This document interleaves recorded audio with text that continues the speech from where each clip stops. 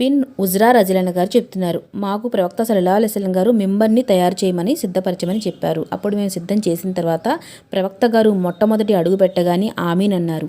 రెండో మెట్టు ఎక్కి కూడా ఆమీన్ అని పలికారు. మూడో మెట్టు ఎక్కి కూడా ఆమీన్ అని పలికారు.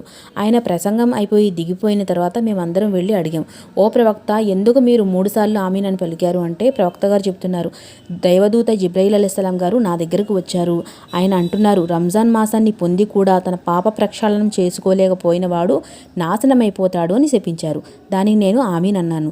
తర్వాత రెండో మెట్టు ఎక్కినప్పుడు నాకు మళ్ళీ ఆయన, మీ ముందు అంటే దైవప్రవక్త ప్రస్తావన వచ్చినప్పుడు దరూద్ పఠించిన వాడు నాశనమైపోతాడు అని చెప్పారు.